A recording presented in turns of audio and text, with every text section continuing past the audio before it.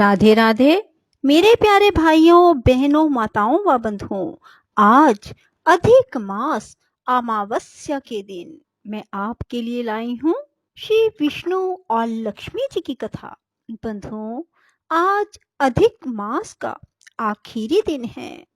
आज अधिक मास के आखिरी दिन और अमावस्या के दिन भगवान विष्णु की इस कथा को सुनने मात्र से आपकी हर इच्छा तो पूरी होगी ही, साथ ही आपको वैकुंठ धाम की प्राप्ति होगी।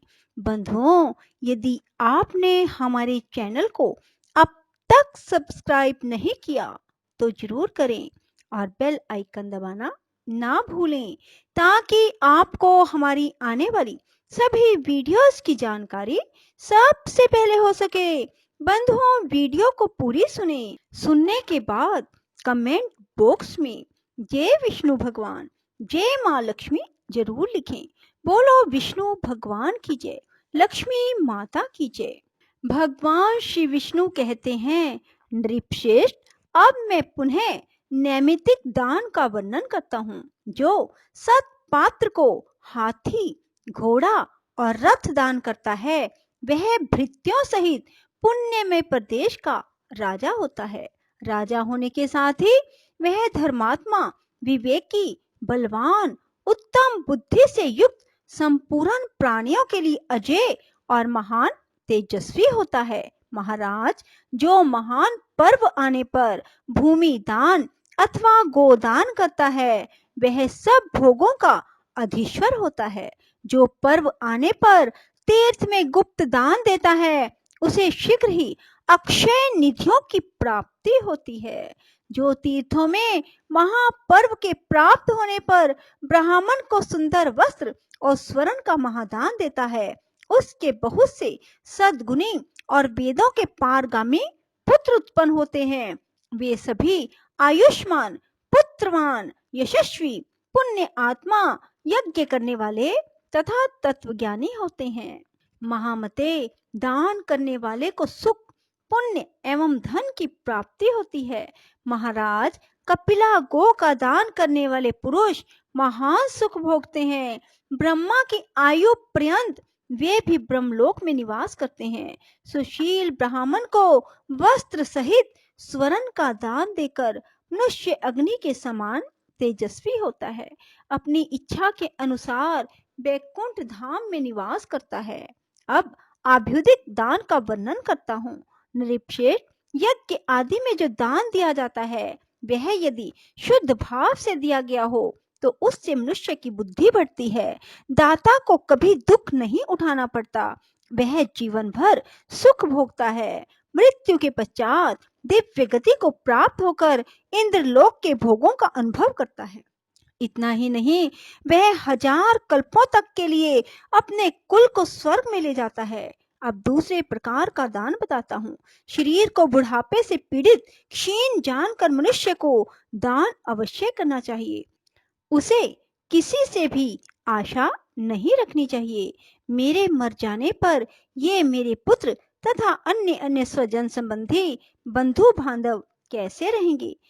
मेरे बिना मेरे मित्रों की क्या दशा होगी? इत्यादि बातें सोचकर उनके मोह से मुक्त हुआ मनुष्य कुछ भी दान नहीं कर पाता। ऐसा जीव यमलोक के मार्ग में पहुंचकर बहुत दुखी हो जाता है। वह भूख प्यास से व्याकुल, नाना प्रकार के दुखों से पीड़ित रहता है। संसार में कोई भी किसी का नहीं है, अतः जीते जी स्वयं ही अपने लिए दान करना चाहिए। अन्न, जल, सोना, बछड़े सहित उत्तम गो, भूमि, नाना प्रकार के फल दान करने चाहिए। यदि अधिक शुभ फल की इच्छा हो तो पैरों को आराम देने वाले जूते भी दान देने चाहिए। वेन ने पूछा, भगवान, पुत्र, पत्नी, माता पिता और गुरु, ये सब तीर्थ कैसे हैं? इस विषय का विस्तार के साथ वर्णन कीजिए। भगवान श्री विष्णु बोले, काशी नाम की एक बहुत बड़ी पुरी है, जो गंगा से सटकर बसी होने के कारण बहुत सुंदर दिखाई देती है। उसमें एक वैश्य रहते थे, जिसका नाम था कृकल। उसकी पत्नी परम साध्वी, उत्तम व्रत का पालन करने वाली थी। वह सदा धर्म आचरण में रत और पतिव्रता थी। उसका नाम था शुक्ला। शुक्ला के अंग पवित्र थे। वह सुयोग्य पुत्रों की जननी, सुंदर, मंगलमयी, सत्यवादिनी, शुभा और शुभ स्वभाव वाली थी। उसकी आकृति देखने में बड़ी मनोहर थी। व्रतों का पालन करना उसे अत्यंत प्रिय था। इस प्रकार वह मनोहर मुस्कान वाली सुंदरी अनेक गुणों से युक्त थी। वे वैश्य भी उत्तम वक्ता, धर्मज्ञ, विवेक संपन्न और गुणी थे। वैदिक तथा पौराणिक धर्मों के श्रवण में उनकी बड़ी लगन थी। उन्होंने तीर्थ यात्रा के प्रसंग में यह बात सुनी थी कि तीर्थों का सेवन बहुत पुण्यदायक है। वहां जाने से पुण्य के साथ ही मनुष्य का कल्याण भी होता है। इस बात पर उनके मन में श्रद्धा तो थी ही, ब्राह्मणों और व्यापारियों का साथ भी मिल गया। इससे वे धर्म के मार्ग पर चल दिए। उन्हें जाते देख उनकी पतिव्रता पत्नी पति के स्नेह से मुग्ध होकर बोली। शुक्ला ने कहा, प्राणनाथ, मैं आपकी धर्म पत्नी हूँ। आपके साथ रहकर पुण्य करने का मेरा अधिकार है। मैं आपके मार्ग पर चलती हूँ। इस सद्भाव के कारण मैं कभी आपको अपने से अलग नहीं कर सकती। आपकी छाया का आश्रय लेकर मैं पतिव्रत्य के उत्तम व्रत का पालन करूंगी, जो नारियों के पाप का नाशक और उन्हें सद्गति प्रदान करता है। जो स्त्री पति परायणा होती है, वह संसार में पुण्यमयी कहलाती है। युवतियों के लिए पति के सिवा दूसरा कोई ऐसा तीर्थ नहीं है जो इस लोक में सुखद और परलोक में स्वर्ग और मोक्ष प्रदान करने वाला है। साधु श्रेष्ठ, स्वामी के दाहिने चरण को प्रयाग समझिए और बाएं को पुष्कर। जो स्त्री ऐसा मानती है, इसी भावना के अनुसार पति के चरणोदक से स्नान करती है, उसे उन तीर्थों में स्नान करने का पुण्य प्राप्त होता है। इसमें तनिक भी संदेह नहीं। स्त्रियों के लिए पति के चरणोदक का अभिषेक प्रयाग और पुष्कर तीर्थ में स्नान करने के समान है। पति समस्त तीर्थों के समान है। पति संपूर्ण धर्मों का स्वरूप है। यज्ञ की दीक्षा लेने वाले पुरुष को यज्ञों के अनुष्ठान से जो पुण्य प्राप्त होता है, वही पुण्य साध्वी स्त्री अपने पति की पूजा करके तत्काल प्राप्त कर लेती है। अतः प्रियतम, मैं भी आपकी सेवा करती हुई तीर्थों में चलूंगी। आपकी ही छाया का अनुसरण करती हुई लौट आऊंगी। कृकल ने अपनी पत्नी के रूप, शील, गुण, भक्ति और सुकुमारता देखकर बारंबार उस पर विचार किया। यदि मैं अपनी पत्नी को साथ ले लूं तो मैं तो अत्यंत दुखदायी दुर्गम मार्ग पर भी चल सकूंगा, किंतु वहां सर्दी और धूप के कारण इस बेचारी का तो हुलिया ही बिगड़ जाएगा। रास्ते में कठोर पत्थरों से ठोकर खाकर इसके कोमल चरणों को बड़ी पीड़ा होगी। उस अवस्था में इसका चलना असंभव हो जाएगा। भूख प्यास से जब इसके शरीर को कष्ट पहुंचेगा तो ना जाने इसकी क्या दशा होगी। वह सदा मुझे प्राणों से भी बढ़कर प्रिय है। नित्य निरंतर मेरे गृहस्थ धर्म का यही एक आधार है। यह बाला यदि मर गई तो मेरा तो सर्वनाश ही हो जाएगा। यही मेरे जीवन का अवलंबन है। यही मेरे प्राणों की अधीश्वरी है। अतः मैं इसे तीर्थों में नहीं ले जाऊंगा, अकेला ही यात्रा करूंगा। यह सोचकर उन्होंने अपनी पत्नी से कहा, मैं तेरा कभी त्याग नहीं करूंगा। पता दिए बिना ही वे चुपके से साथियों के साथ चले गए।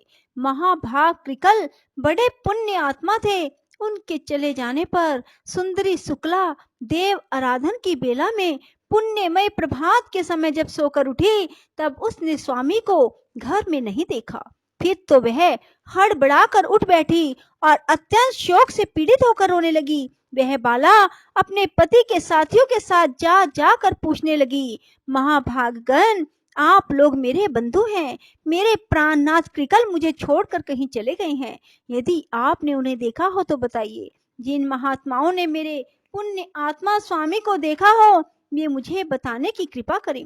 उसकी बात सुनकर जानकार लोगों ने उससे परम बुद्धिमान कृकल के विषय में इस प्रकार कहा, शुभे, तुम्हारे स्वामी कृकल धार्मिक यात्रा के प्रसंग से तीर्थ सेवन के लिए गए हैं। तुम शोक क्यों करती हो भद्रे?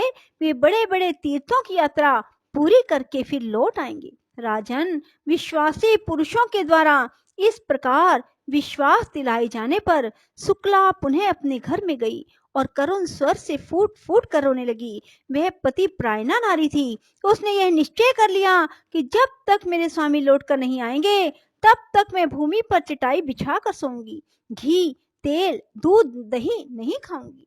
पान और नमक का भी त्याग कर दूंगी। गुड़ आदि मीठी वस्तुओं को भी छोड़ दूंगी। जब तक मेरे स्वामी का पुनः यहाँ आगमन नहीं होगा तब तक एक समय भोजन करूंगी अथवा उपवास करके रह जाऊंगी। इस प्रकार नियम लेकर शुक्ला बड़े दुख से दिन बिताने लगी। उसने एक वेणी धारण करना आरंभ कर दिया। एक ही अंगिया से वह अपने शरीर को ढकने लगी। उसका वेश मलिन हो गया। वह एक ही मलिन वस्त्र धारण करके रहती। अत्यंत दुखित हो लंबी सांस खींचती हुई हाहाकार किया करती थी। विरह अग्नि से दग्ध होने के कारण उसका शरीर काला पड़ गया, उस पर मैल जम गया। इस तरह दुख में आचार का पालन करने से वह अत्यंत दुबली हो गई। निरंतर पति के लिए व्याकुल रहने लगी। दिन रात रोती रहती। रात को उसे कभी नींद नहीं आती थी और ना ही भूख लगती थी। शुक्ला की यह अवस्था देख उसकी सहेलियों ने आकर पूछा, सखी शुक्ला, तुम इस समय रो क्यों रही हो? सुमुखी, हमें अपने दुख का कारण बताओ।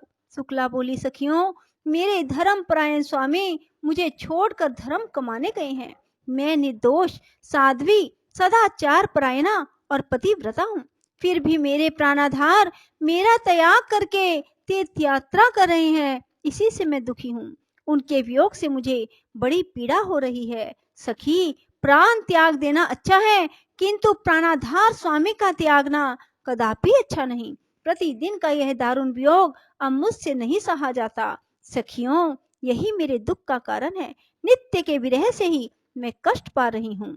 सखियों ने कहा, बहन, तुम्हारे पति तीर्थ यात्रा के लिए गए हैं। यात्रा पूरी होने पर वे घर लौट आएंगे। तुम व्यर्थ ही शोक कर रही हो, वृथा ही अपने शरीर को सुखा रही हो, अकारण ही भोगों का परित्याग कर रही हो। अरे, मौज से खाओ पियो, क्यों कष्ट उठाती हो? कौन किसका स्वामी, कौन किसके पुत्र और कौन किसके सगे संबंधी है? संसार में कोई किसी का नहीं है, किसी के साथ भी नित्य संबंध नहीं है। बाले, खाना पीना और मौज उड़ाना यही संसार का फल है। मनुष्य के मर जाने पर कौन इस फल का उपभोग करता है और कौन उसे देखने आता है? शुक्ला बोली, सखियों, तुम लोगों ने जो बात कही है वह वेदों को मान्य नहीं है। जो नारी अपने स्वामी से पृथक होकर सदा अकेली रहती है उसे पापनी समझा जाता है। श्रेष्ठ पुरुष उसका आदर नहीं करते। वेदों में सदा यही बात देखी गई है कि पति के साथ नारी का संबंध पुण्य के संसर्ग से ही होता है और किसी कारण से नहीं। शास्त्रों का वचन है कि पति ही सदा नारियों के लिए तीर्थ है। इसलिए स्त्री को उचित है कि वे सच्चे भाव से पति सेवा में प्रवृत्त होकर प्रतिदिन मन, वाणी, शरीर और क्रिया द्वारा पति का ही आवाहन करे, सदा पति की ही पूजा करे। पति स्त्री का दक्षिण अंग है, उसका वाम पार्श्व ही पत्नी के लिए महान तीर्थ है। गृहस्थ नारी पति के वाम भाग में बैठकर जो दान, पुण्य और यज्ञ करती है उसका बहुत बड़ा फल बताया गया है। काशी की गंगा, पुष्कर तीर्थ, द्वारकापुरी, उज्जैन, केदार नाम से प्रसिद्ध महादेव जी के तीर्थ में स्नान करने से भी वैसा फल नहीं मिलता यदि स्त्री अपने पति को साथ लिए बिना ही कोई यज्ञ करती है, उसे उसका फल नहीं मिलता। पतिव्रता स्त्री उत्तम सुख, पुत्र का सौभाग्य, स्नान, दान, वस्त्र, आभूषण, सौभाग्य, रूप, तेज, फल, यश, कीर्ति और उत्तम गुण प्राप्त करती है। पति की प्रसन्नता से उसे सब कुछ मिल जाता है, इसमें तनिक भी संदेह नहीं। जो स्त्री पति के रहते हुए उसकी सेवा को छोड़कर दूसरे किसी धर्म का अनुष्ठान करती है उसका यह कार्य निष्फल होता है तथा लोक में वह व्यभिचारिणी कही जाती है। नारियों का यौवन, रूप और जन्म सब कुछ पति के लिए होते हैं। इस भूमंडल की नारी की प्रत्येक वस्तु उसके पति की आवश्यकता पूर्ति का ही साधन है। जब स्त्री पतिहीन हो जाती है तब उसे भूतल पर सुख, रूप, यश, कीर्ति और पुत्र कहाँ मिलते हैं। वह तो संसार में परम दुर्भाग्य और महान दुख भोगती है। पाप का भोग उसके हिस्से में पड़ता है। उसे सदा दुख में आचार का पालन करना पड़ता है। पति के संतुष्ट रहने पर समस्त देवता स्त्री से संतुष्ट रहते हैं। ऋषि और मनुष्य भी प्रसन्न रहते हैं। राजन, पति ही स्त्री का स्वामी, पति ही गुरु, पति ही देवताओं सहित उसका इष्ट देव और पति ही तीर्थ और पुण्य है। पति के बाहर चले जाने पर यदि स्त्री श्रृंगार करती है तो उसका रूप, वर्ण सब कुछ भार रूप हो जाता है। पृथ्वी पर लोग उसे देखकर कहते हैं कि यह निश्चय ही व्यभिचारिणी है। इसलिए किसी भी पत्नी को अपने सनातन धर्म का त्याग नहीं करना चाहिए। सखियों, इस विषय में एक पुराना इतिहास सुना जाता है जिसमें रानी सुदेवा के पाप नाशक एवं पवित्र चरित्र का वर्णन है। बोलो विष्णु भगवान की जय। राधे राधे। जय श्री कृष्णा। बंधुओं, यदि आपको हमारी वीडियो पसंद आए तो इसे लाइक करें और शेयर भी जरूर करें। धन्यवाद।